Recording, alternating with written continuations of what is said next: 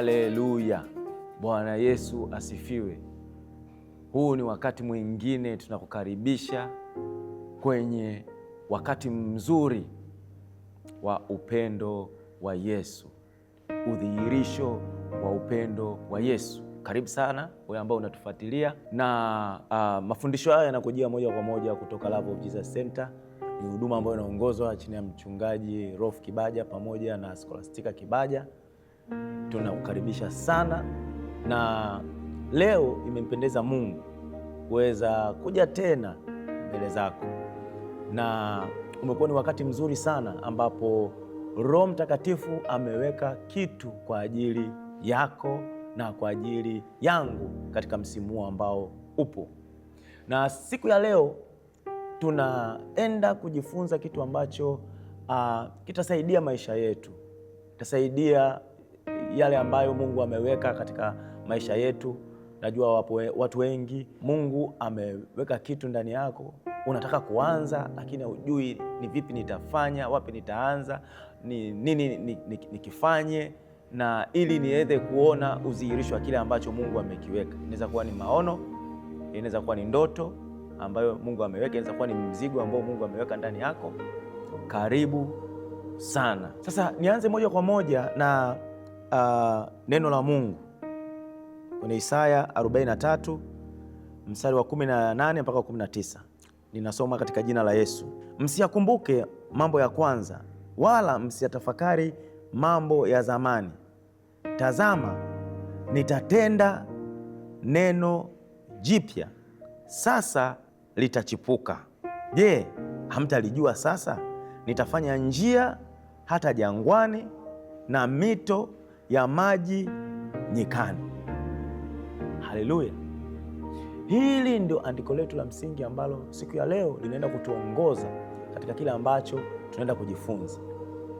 Somo letu ni mwanzo mpya na udhihirisho, kwamba tupo katika msimu huu tunataka kwenda kwenye mambo ambayo Mungu ameyaweka, lile neno ambalo Mungu ameliweka, ili ile neno liweze kudhihirisha.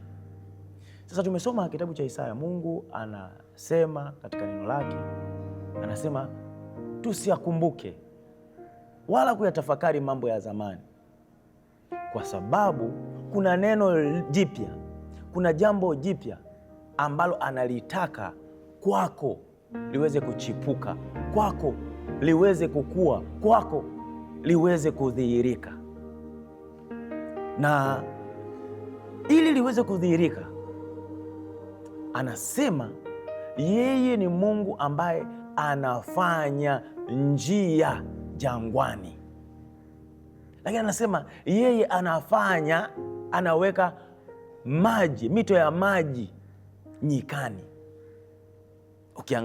Ukiangalia kwa picha, wewe ambao uko jangwani au umekaa sehemu yenye ukame, piga picha uko katika sehemu ambayo hamna maji, alafu hujui hata maji yatapatikana wapi, alafu unaambiwa Mungu ana uwezo wa kuweka maji. Lakini piga picha ya nyika, ukitafakari inaonyesha kwamba kile ambacho kitaonekana ni kigumu, kile ambacho kwa akili za kawaida mtu umekiona huna majibu nacho, inaweza kuwa ni jangwa, inaweza kuwa ni nyika. Biblia inasema kwamba yeye anafanya njia. Pengine hilo jambo jipya ambalo Mungu ameliweka ndani yako, yale maono ambayo Mungu ameweka ndani yako, lile wazo, kwa sababu Mungu akitaka kuleta kitu ili kiweze kufanyika, ili kiweze kudhihirika, jambo analeta wazo. Inaweza kuwa amekuletea wazo. Sasa Mungu anachohitaji, maana baada ya kusema kwamba nitafanya jambo jipya, anasema anafanya njia. Ina maana tunafikia point au mahala ambapo wana wa Mungu tunatakiwa njia zetu tumkabidhi Yesu Kristo. njia zote tumkabidhi Yesu Kristo. Kwa sababu gani? Yeye ana uwezo wa kufanya njia pale ambapo hakuna uwezekano wa njia kufanyika. Anasema mimi nitafanya. Sasa kwa maana nyingine ni kwamba katika picha hii ambayo tunaiona kwenye neno kwenye Isaya 43:18-19 inatupa picha kwamba yale mawazo yetu, ile ndoto yetu, ule mtazamo wetu ambao tunataka kuufikia, au yale malengo ambayo tunataka kuyaona yakidhihirika, tunahitaji mara moja kukabidhi njia zetu kwa Yesu Kristo, kumkabidhi yeye, kwa sababu yeye ndo ana uwezo wa kufanya njia. Pasipokuwa na njia, yeye anafanya njia. Tunahitaji kuhakikisha 100% tumemwamini na tumeamini njia zake na kwenda katika njia zake, ili hilo jambo liweze kuchipua, ile neno liweze kuchipua na kwenda katika udhihirisho. Sasa unaweza ukajiuliza kwa nini? Unajua, mwanafunzi mzuri unaweza ukajiuliza kwa nini Mungu anahimiza njia zetu tuzikabidhi yeye? Kwa nini tuzikabidhi njia zetu yeye? Jambo la kwanza ambalo ni muhimu sana uweze kujua, Mungu alivyotuumba, ametuumba kwa sura na mfano wake, na Mungu yeye anatangaza mwisho tangia mwanzo. Yaani tokea sisi alivyotuumba, ile hatima yetu iko mikononi mwake, ile njia zetu anazijua. Kwa njia zako katika mwaka mzima anazijua, maisha yako anaijua. Kwa tunabidi tuwe makini, turudi kwake, tuwe na ushirika na yeye, ili kuhakikisha kwamba tunakaa katika ile njia ambayo yeye ameikusudia. Na ndio maana neno la Mungu linasema kwenye Yohana 14:6 kwamba mimi ndio njia, mimi ndio kweli, mimi ndio uzima. Hakuna awezaye kumwona Baba pasipo Yesu Kristo. Ina maana njia zetu tunatakiwa ziendane sawasawa na yeye, tumkabidhi yeye, kwa sababu yeye ana njia zake, hazichunguziki, na anahitaji sisi hapa tunayomwamini tumtegemee yeye 100% ili kuenenda katika njia, kwa sababu anasema ili hilo jambo jipya, Isaya 43 anasema hivyo, hilo neno jipya litachipuka, litakuwa. Lakini mfanya njia, anayefanya lichipuke likue ni yeye. Anasema mimi nitafanya njia jangwani. Haleluya, haleluya. Kwa ni jambo la msingi sana. Jambo la pili ambalo ni muhimu sana kwetu sisi kuweza kukaa na kulizingatia. Haleluya. Jambo la pili ambalo ni muhimu sana ni kwamba Mungu anahitaji kazi zetu, mipango yetu tuikabidhi mikononi mwake. Kwa sababu gani? Yeye ndio anayo hatima yetu. Ukisoma Misali 16:3 anasema tumkabidhi yeye kazi zetu, kwa maana yeye anathibitisha mawazo, establish our thought. Yale mawazo yetu anayadhihirisha. Kwa hiyo Mungu anachokihitaji ili jambo jipya liweze kuchipuza, ili uone kitu kimekuwa, lile wazo ambalo ameliweka ndani yako. Inaweza kuwa kuna wazo ambalo Mungu ameweka, labda amekupa wazo sasa hivi mwaka huu uende ukafungue shule, mwaka huu labda ukaenda ukalime, uwe na shamba mwaka huu, uende usaidie watu mwaka huu, ufungue kampuni mwaka huu. Wazo aliyokupa mwaka huu, upeleke injili vijijini mwaka huu. Chochote ambacho Mungu amekupa, anachokihitaji ni ile commitment, wewe kuhakikisha umemkabidhi yeye njia, kwa sababu yeye ndio anajua kile ambacho amekiweka kwako na kile ambacho anahitaji kizae matunda na kionekane na kije kuonekana kwenye udhihirisho. Kwa hiyo tunatakiwa kumkabidhi. Anasema nikabidhini mimi, sawasawa na Mithali 16:3, tumkabidhi yeye njia zetu na yeye atathibitisha mawazo yetu. Haleluya, haleluya. Jambo la tatu ambalo ni muhimu sana, tunataka kuona udhihirisho, tunataka kuona jambo limechepuza, na tunataka kuona kwamba njia zetu tumemkabidhi Mungu. Jambo la tatu ambalo ni muhimu sana, na hili ni muhimu kuweza kujua kwamba wakati wote Mungu anataka tumtegemee yeye ili yeye apate kutukuzwa. Haleluya. Mungu anataka njia zako umtegemee, kila unachokifanya umtegemee. Kwa nini? Kwa nini yeye anataka wewe umtegemee? Yeye anaijua maisha yako, anajua kila kitu, lakini anataka wewe umtegemee. Kwa nini? Swala ni utukufu. Swala ni utukufu. Anataka kutukuzwa. Mungu ni pekee ambaye hashei utukufu na mwanadamu. Yaani panapo kwa hii ni vita ya utukufu. Ukiona tu wewe umeingia kwenye utukufu, unataka kuchukua utukufu wa Mungu, ujue unaelekea kushindwa. Unaelekea kushindwa sehemu yoyote, kwa sababu Mungu hashei utukufu na mwanadamu. Kwa hiyo sehemu yoyote ambayo unaona unataka kuinuka zaidi ya Mungu, au wewe kupewa utukufu zaidi ya Mungu, ujue unaelekea kushindwa. Soma Isaya 42. Biblia inasema kwamba Mungu hawezi kushare utukufu na mwanadamu. Haleluya. Na hii ina maana gani sasa? Hii ina maana gani? Ina maana ya kwamba kiwango chako cha kumtegemea Mungu, kiwango chako cha kuhakikisha wewe unajikomiti kwa Mungu, inaonyesha kiwango chako vile vile kwamba nani atakayepata utukufu. Kwa sababu ukijikomiti na kile kitu kikidhihirika, anayepewa utukufu ni yeye. Kwa hiyo Mungu anataka wewe umtegemee yeye, ili vikifanyika, vikidhihirika, ukienda kushuhudia kwamba Mungu ametenda, amefanya, nilikuwa sioni njia lakini amefanya njia. Pale ambapo unakuja kushuhudia, unawaambia majirani zako, Bwana amenitendea. Nilikuwa sina mtoto, sasa hivi amepata mtoto. Nilikuwa sina mtaji, sasa hivi mtaji umepatikana. Biashara zangu zilikuwa zifanyiki, lakini sasa hivi zinafanyika. Pale ambapo utaingia sasa kushuhudia, kwa sababu ulimkabidhi Mungu njia zako, hapo ndio Mungu anaenda kutukuzwa. Mungu anataka kutukuzwa yeye. Mungu anataka kutukuzwa yeye.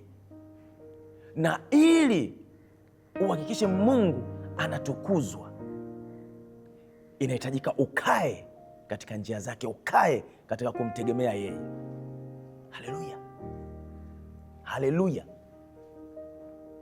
Sasa unajua, ukisoma kitabu cha Wakorinto wa pili, ili Wakorinto wa pili 4:15 mpaka ukienda 17 mpaka 18, unajua mtumishi wa Mungu Mtume Paulo anaandika waraka wa kanisa la Korinto, na kuna kitu anakizungumzia kuhusiana na utukufu.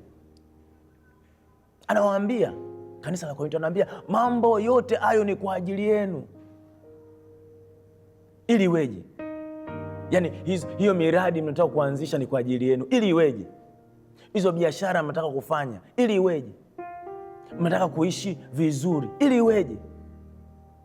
Wengine wanataka wawe na huduma, ili iweje? Mwingine anataka kumaliza masomo, ili iweje? Wanataka kukamilisha malengo yako, ili iweje? Anasema hayo mambo yote ni kwa ajili yenu, ili iweje? Kuna kitu neno la Mungu lasema hapo, kinasema ili Mungu apate ili neema yake iongezeke. Kwa sababu natambua kwamba yeye ndo amefanya neema iongezeke. Lakini ili neema iongezeke, ili iweje? Neno la Mungu linasema ili Mungu ashukuriwe, ili shukurani zizidi. Haleluya. Kwa hiyo pale ambapo utajikita katika kumtumaini Mungu, kuhakikisha kwamba Mungu amekaa na Mungu anafanya. Na anasema, Biblia inasema neema inaongezeka. Wakorintho wa pili 4:15 anasema hivi, ili neema iongezeka, shukurani ziongezeke. Alafu ili iweje? Biblia inasema hivi, ili Mungu atukuzwe. Haleluya! Ili Mungu. Sasa hapa ni ishu ya utukufu. Huu msimu ambao tunaingia, msimu mpya, jiachilie mikononi mwa Roho Mtakatifu, jiachilie mikononi wa Bwana. Mwambie Mungu, ninakabidhi njia zangu kwako, ninakabidhi miradi yangu kwako, ninakabidhi kazi zangu kwako, ninakabidhi kila ambacho nataka ukifanya kwako, kwa sababu najua wewe ni mfanya njia. Utafanya njia pale ambapo akili yangu imefika mwisho, wewe utafanya njia. Pale ambapo mawazo yangu yamefikia mwisho, hakuna wazo jipya, utaleta wazo jipya. Wewe ambaye umetengeneza njia jangwani, wewe ambaye umeweka vijito vya maji katika jangwa, ni wewe huyo ambaye unaenda kufanya, ni wewe unaenda kufanya. Haleluya, haleluya. Ili iweje? Kitabu cha Wakorintho kinasema mambo hayo yote ni kwa ajili yenu. Hizo biashara ni kwa ajili yenu, huduma ni kwa ajili yenu, uzao ni kwa ajili yenu, kufunguliwa ni kwa ajili yenu, uponyaji ni kwa ajili yenu, wokovu ni kwa ajili yenu, maisha bora ni kwa ajili yenu, familia nzuri ni kwa ajili yenu. Ili iweje? Ili neema izidi sana, Mungu aizidishe ile neema. Ili iweje? Ili shukrani zizidi sana. Pale ambapo umepokea uponyaji, umefunguliwa, ushukuru, useme Yesu amefanya, haleluya, nimeona mkono wake. Ili iweje? Ili Mungu atukuzwe, utukufu umrudie yeye. Haleluya, haleluya. Nikutie moyo sasa hivi wewe ambaye unafuatilia, nikwambie tu ni wakati umefika, na kwamba hujasikiliza sasa hivi, usikilizi kwa bahati mbaya. Roho Mtakatifu anasema na wewe sasa hivi kwamba kile unachokifanya, kile ambacho umepanga ukifanya, kile ambacho unataka ukifanya, mkabidhi yeye, mkabidhi yeye, mkabidhi yeye njia zako. Hakikisha umemkabidhi yeye, kwa sababu anasema atathibitisha mawazo yako, ataleta wazo jipya, ataleta idea mpya, jinsi ya kutoka hapo kwenye hilo shimo. Nikutie moyo, nikutie moyo kwamba hii sauti unayoisikia sasa hivi, Roho Mtakatifu, Roho Mtakatifu anaenda kubadilisha historia. Usikumbuke yale mambo ya zamani, anaenda kubadilisha historia. Kuna jambo linaenda kuzaliwa, kuna jambo linaenda kuchipuza. Anakukumbusha sasa hivi, na anaenda kukutoa kutoka katika ile hali uliokuwa nayo, pale ambapo utakapotii kuhakikisha kwamba mimi nina surrender, mimi ninajiachilia kwako Roho Mtakatifu, ninajiachilia kwako Bwana Yesu, kwamba bila ya wewe ninakabidhi njia zangu zote, huduma ninaikabidhi mikononi mwako, kazi za mikono yangu ninazikabidhi mikononi mwako, kila ambacho nimepanda kufanya, biashara ninakabidhi mikononi mwako Bwana Yesu. Nimeamua kusurrender. Ninahitaji wazo lako moja, ninahitaji kweli yako moja, kwa sababu Biblia inasema mtaijua kweli na hiyo itakuweka huru. Unahitaji kweli tu. Kuna nyakati, hizi nyakati za sasa hivi unahitaji wazo, unahitaji kweli, Mungu kukuambia kweli, ikuweke huru katika eneo uliokuwa nalo. Haleluya, haleluya. Sasa nataka niombe pamoja na wewe, nataka niombe pamoja na wewe, wewe ambaye unanisikiliza sasa hivi. Huu ni wakati wako. Nataka niombe pamoja na wewe. Hiyo mipango tuikabidhi, mawazo, njia, haleluya, kazi zako tukabidhi mikononi mwa Bwana. Sasa nataka sasa hivi chukua hatua ya imani. Shika kichwa chako, mikono yako weka kichwani. Kwa nini? Mungu amesema atathibitisha mawazo, lakini amesema tumkabidhi kazi zetu, na ni mikono. Kwenye hii mikono yetu inapofanya kazi inaleta udhihirisho wa kile Mungu ambacho amekiweka. Sema, Bwana Yesu, ninakuja mbele zako. Asante kwa maana sasa hivi nimeamua kukabidhi njia zangu, nimeamua kukabidhi miradi yangu, nimeamua kukabidhi kila ambacho nimepanga kukifanya, ili wewe utawale, ili neema yako izidi, ili Bwana Yesu utukufu ukurudie wewe. Ninanyenyekea chini ya mkono wako ulio hodari.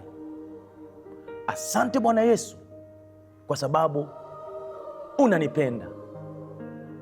Na kuombea sasa hivi. Baba, katika jina la Yesu Kristo, asante kwa ajili ya watu wako. Tazama Mungu, kile kiwango cha kukutii wewe, cha kulitii neno lako. Ona watu wako wamenyenyekea na kushika vichwa vyao. Roho Mtakatifu, sasa hivi ninaachilia ile neema ya kufanya mambo mapya. Yale mambo ambayo hayakuwezekana yanaenda kuwezekana katika jina la Yesu Kristo, kwa maana Kristo ndio anayefanya njia pasipokuwa na njia, njia jangwani anaenda kufanya sasa. Bwana Yesu, katika jina la Yesu Kristo, asante Bwana Yesu, na ninatangaza ulinzi juu yao. Baba, umesema mabaya hayatatupata wala tauni haitatukaribia, sawasawa na Zaburi ya 91. Na umesema utaachilia malaika wapate kutulinda katika njia zetu zote. Roho Mtakatifu, asante kwa ajili ya jeshi la malaika ambalo wanaenda kulinda watu hawa. Kazi ambazo wamezikabidhi mikononi mwako wanaenda kuzilinda na kuzithibitisha katika jina la Yesu Kristo. Baba, ninakushukuru kwa ajili ya uweza, nguvu na uaminifu wako. Asante Roho Mtakatifu kwa maana umefanya. Ninawafunika watu hawa kwa damu ya thamani ya Yesu Kristo. Asante kwa ajili ya mawazo mapya. Asante kwa maana wanaenda viwango vipya. Asante kwa maana vile vitu ambavyo vilikwama sasa hivi vinaenda kufunguka. Asante Baba kwa maana ule mwanzo unaenda kuanza mwanzo mpya, mwanzo ambao utakuwa na makuu katika jina la Yesu Kristo. Baba, ninakushukuru kwa ajili ya uweza wako. Nalibariki na kulitukuza jina lako. Amen. Nikushukuru sana kwa kuweza kufuatilia, kuwa pamoja nasi. Ni kuombe tu chukue muda wako huu, hakikisha mafundisho haya yanapatikana pia kwenye mitandao yetu ya kijamii. Hiki ambacho umekisikiliza, nenda kwenye mitandao ya kijamii. Unaweza kwenda kwenye ukurasa wa YouTube wa Rolf Paul Kibaja, utakuta mafundisho haya. Unaweza pia ukaenda kwenye kurasa za Street Revival, utakuta mafundisho haya. Wewe ambaye unataka kujifunza zaidi, basi nenda ufuatilie. Mungu akubariki sana. Tukutane wakati mwingine. Haleluya.